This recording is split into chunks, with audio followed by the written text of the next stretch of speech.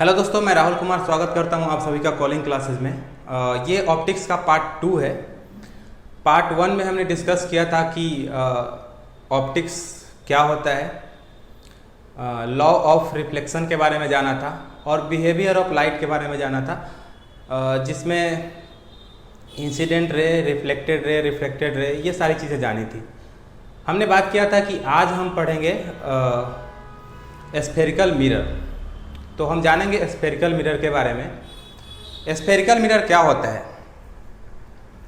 Spherical mirror guys एक बड़ा सा बोल रहा हूँ मैं, बड़ा सा स्फेरिकल ग्लास आप लीजिए। स्फेरिकल ग्लास, स्फेयर कैसा होता है?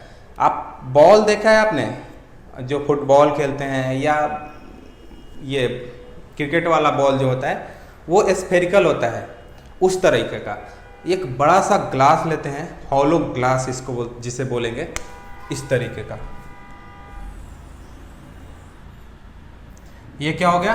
हॉलो ग्लास हुआ।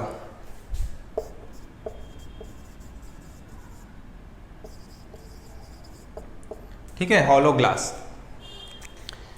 इसी का एक छोटा सा ध्यान रखिएगा, छोटा सा पार्ट होता है स्फेरिकल मिरर। इसी को एक छोटा सा पार्ट इसका कट कर लीजिए। चलिए, कट कर लिया आपने, एक पार्ट और कट कर लिया, ये कट कर लिया। तो ये जब छोटी ये इसमें तो बड़ा सा दिख रहा है, लेकिन इतना बड़ा नहीं, तो बहुत छोटा सा पार्ट इसका एक कट करके क्या करते हैं, बाहर निकालते हैं। अब बाहर निकालने के बाद इसकी कहानी शुरू होती है स्फेरिकल मिरर की। तो सबसे पहले हम इसे क्या करेंगे, काट के दो हिस्से को बाहर निकालते हैं। दो हिस्से को हमने बाहर निकाला। अब प्रोसीजर शुरू होगा इसका मिरर बनाने का। आपने घर में प्लेन मिरर देखा है सुबह, जिस पे आप कंघी करते हैं? ये देखिए, ये मिरर है, ये प्लेन मिरर। अब बताना चाहूँगा कि क्या है इसमें। वापस चेहरा क्या होता है, रिफ्लेक्ट होता है। इसके पीछे आप देखेंगे तो इसके पीछे क्या क्या रहता है, पेंट किया रहता है, जिसको बोलते हैं कोटिंग। ठीक है, तो पीछे हम क्या करते हैं, कलई करते हैं। अब इसको कलई करने से हमारा मिरर बन जाएगा। अब इसमें दो तरह का मिरर बनेगा, एक कॉनकेव मिरर बनेगा और एक कॉन्वेक्स मिरर बनेगा। तो कॉनकेव कब बनेगा और कॉन्वेक्स कब बनेगा? और बहुत सारे बच्चों को ये कन्फ्यूजन रहती है कि कौन सा किस तरीके का मिरर कॉन्वेक्स होता है, कब कॉनकेव हो जाता है। ये मुझे क्या था, मतलब अगर आप, हो सकता है आपको इस चीज़ का कन्फ्यूजन नहीं रहता हो, पर क्या था, मैं थोड़ा वीक स्टूडेंट रहा था शुरुआत में, तो हमारे लिए बहुत कन्फ्यूजिंग था कि ये कब कॉनकेव हो जाता है, कब कॉन्वेक्स हो जाता है। दिखता तो दोनों एक ही जैसा है। तो ये बहुत ही इजी है, मैं आपको बताना चाहूँगा। ये डिपेंड करता है हमारा कलई करने के ऊपर, पेंट करने के ऊपर, जो कोटिंग करते हैं। ये देखिए, ये निकाला,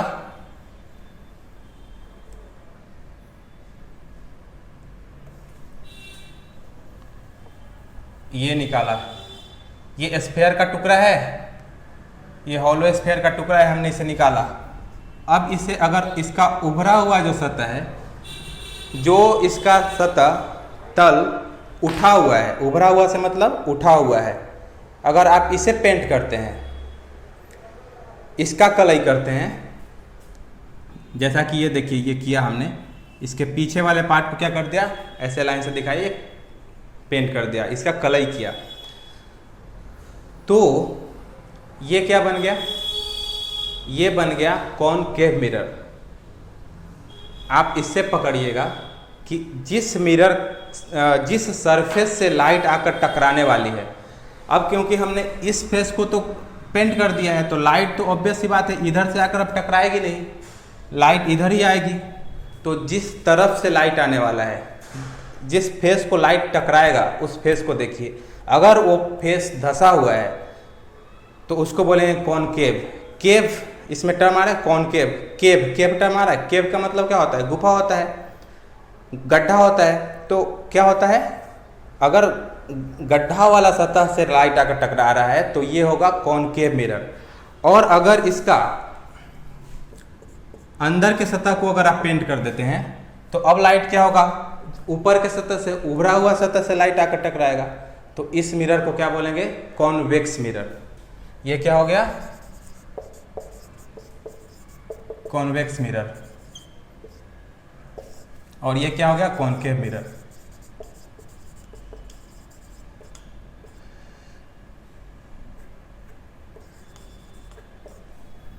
ठीक है, तो इसमें कभी कंफ्यूज नहीं होना है, कॉनकेव और कॉन्वेक्स में कंफ्यूज नहीं होना है। अब बात करते हैं इससे स्फेरिकल मिरर के कुछ टर्म के बारे में। ये देखिए, ये एक बड़ा सा स्फेयर का पार्ट था, तो इस स्फेयर का कहीं सेंटर रहा होगा, क्योंकि ये कॉन्वेक्स और कॉनकेव मिरर को जो हमने कट करके बाहर निकाला, ये एक पहले क्या था, एक बड़ा सा हॉलो स्फेयर का पार्ट था। तो उस हॉलो स्फेयर का जो सेंटर था, और वो सेंटर इस मिरर के लिए सेंटर ऑफ कर्वेचर होने वाला है। ये कर्व है, यानी कर्व, और कर्व का ये जो हो गया सेंटर, ये देखो ये सेंटर हो गया। अभी ये प्रिंसिपल एक्सिस में बनाता हूँ, तो ये क्या हो गया, इसको C से डिनोट, कैपिटल C से डिनोट करेंगे, और ये क्या हो जाएगा, सेंटर ऑफ कर्वेचर। सिंपल सी बात है, कोई कंफ्यूजन नहीं। एक बड़ा सा ये स्फेयर का दोनों मिरर पार्ट है, कॉनकेव और कॉन्वेक्स मिरर। जो बड़ा सा स्फेयर का सेंटर था वही सेंटर ऑफ कर्वेचर कहलाता है। एक बात। दूसरी बात, रेडियस ऑफ कर्वेचर क्या होता है। इस बड़ा सा स्फेयर का जो रेडियस था वो इस मिरर का रेडियस ऑफ कर्वेचर होने वाला है। तो रेडियस ऑफ कर्वेचर क्या होगा, इस सेंटर से और इस मिरर तक का, ये देखिए इस सेंटर, ये सेंटर है, इस सेंटर से मिरर तक का जो क्या होता है, सर्कल में देखा है आपने, सेंटर से जितने भी सरफेस होते हैं चारों तरफ, उसका डिस्टेंस क्या होता है, इक्वल होता है। और उसको क्या बोलते हैं, सेंटर से उसके आउटर एज, जिसको पेरिफेरी बोलते हैं, उस तक के डिस्टेंस को क्या बोलते हैं, रेडियस। तो यहाँ भी सेम चीज़। तो इस मिरर का रेडियस ऑफ कर्वेचर हो जाएगा, जो स्फेयर का जो रेडियस था, इस मिरर का रेडियस ऑफ कर्वेचर हो जाएगा, और जिसे हम R से डिनोट करेंगे। तो R क्या हो जाएगा,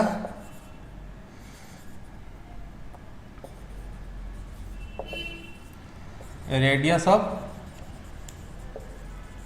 कर्वेचर। और इसका जो सेंटर था वो क्या हो गया, सेंटर ऑफ कर्वेचर। दो बातें हो गई। अब तीसरी बात, पोल क्या होता है। पोल, ये जो मिरर है, ये मिरर है, इस मिरर का ये क्या है, सरफेस है।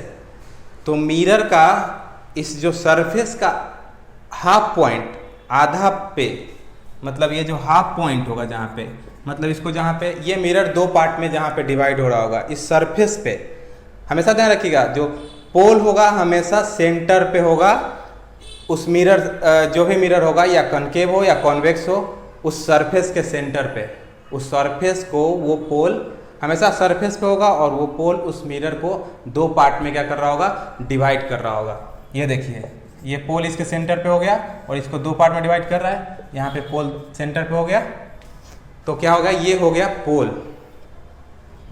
बस और कुछ नहीं, बस यही पोल है कि जो मिरर का जो सरफेस होता है उसका जो सेंटर होता है, मतलब उस सरफेस का जो सेंटर होता है, मतलब हाफ पॉइंट जहाँ पे होता है, जहाँ पे वो दो पार्ट में डिवाइड हो जाए, पोल कहलाता है।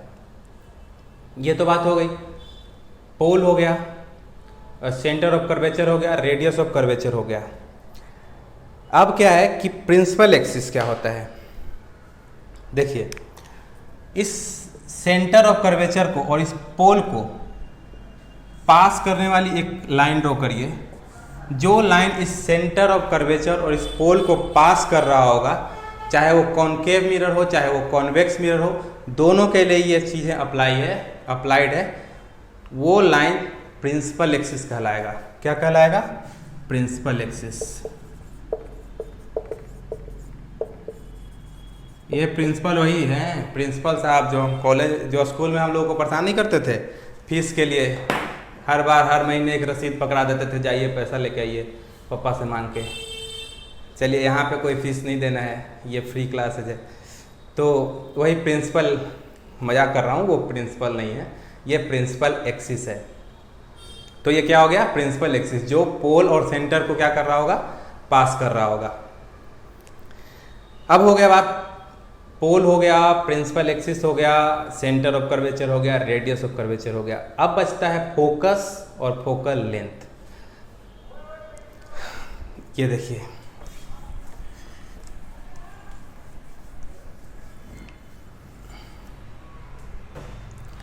ये क्या है, देखिए इसका उभरा हुआ सतह को हमने पेंट किया है, लाइट रिफ्लेक्ट हो रहा है गड्ढे वाला सतह से, इसको क्या बोलेंगे, कॉनकेव मिरर। ये कॉनकेव मिरर है, ये पोल है, ये सेंटर ऑफ कर्वेचर है, यहाँ से एक लाइन जा रही है, ये कैसा एक्सिस है, प्रिंसिपल एक्सिस, पी एक्सिस लिख देते हैं, समझ जाइएगा, आप लोग समझदार व्यक्ति हैं। ये क्या हो गया, प्रिंसिपल एक्सिस। देखिए लेफ्ट साइड से इस प्रिंसिपल एक्सिस के पैरेलल में एक लाइट रे आती है, ठीक है, प्रिंसिपल एक्सिस के, ध्यान रखिए, प्रिंसिपल एक्सिस के पैरेलल में एक लाइन आती है, ऐसी एक नहीं, ऐसे हजारों, ऐसे इनफाइनाइट लाइन आ सकती है। हम एक लाइन को पकड़ते हैं और ये लाइन इसके पैरेलल है, ठीक है, प्रिंसिपल एक्सिस के। यहाँ पे इसके फेस पे आया, कॉनकेव मिरर के फेस पे आया।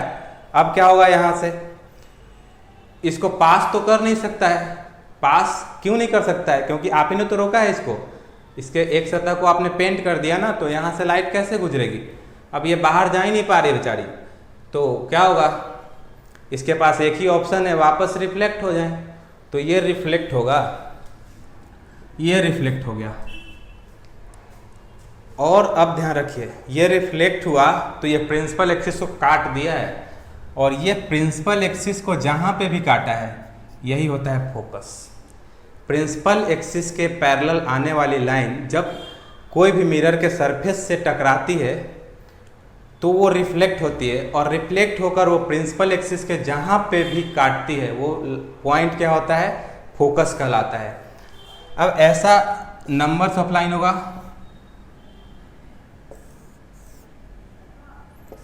कहीं से भी टकराओ, ये पास जब होगा, जब प्रिंसिपल एक्सिस को एक ही पॉइंट पर कट करेगा, हर जगह वो फोकस को ही कट करेगा, वो पॉइंट जो होगा फिक्स पॉइंट होगा, उसी को बोलेंगे फोकस।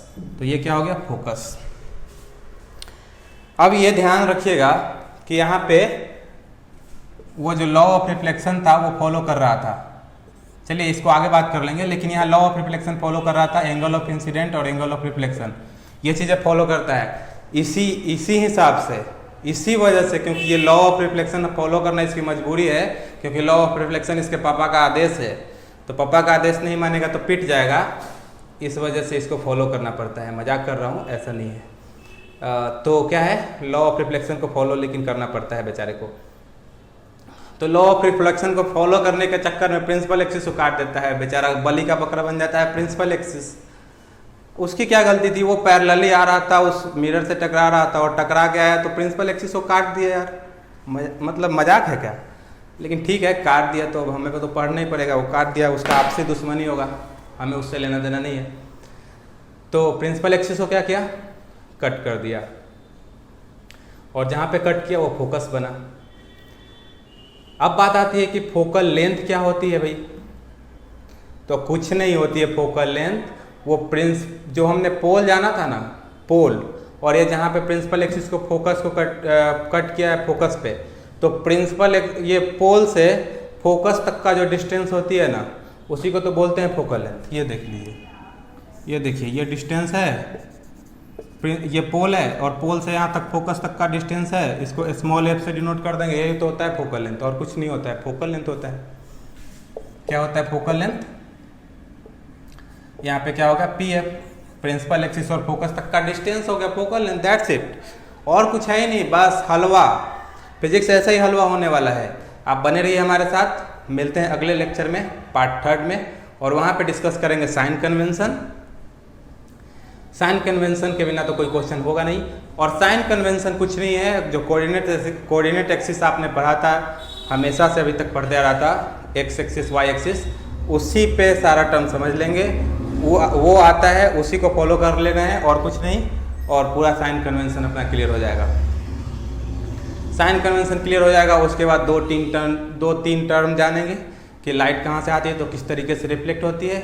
तो फिर किसी तरीके का मिरर उठा के ला के रख दो हमारे सामने, हमें याद करने की ज़रूरत नहीं है कि कौन से लाइट का ऑब्जेक्ट कहाँ पे होता है तो उसका इमेज कहाँ पे बनता है और किस तरीके का बनता है, हमें याद ही नहीं करनी पड़ेगी। हमें वो बेसिक टर्म पता है, बेसिक चीज़ पता है, और हम उससे 1 मिनट में माइंड में ड्रॉ कर लेंगे। 1 मिनट भी नहीं लगेगा, 10 सेकंड लगने वाला है, और बता देंगे कि इसका इमेज किस तरीके का बनेगा, वर्चुअल बनेगा और रियल बनेगा, इरेक्ट बनेगा या सीधा बनेगा या उल्टा बनेगा, ये सारी चीज़ें बता देंगे। तो अगली क्लास में सिर्फ साइन कन्वेंशन पढ़ेंगे और एफ और आर में रिलेशनशिप जानेंगे। मिलते हैं अगले पार्ट में। चलिए, थैंक यू।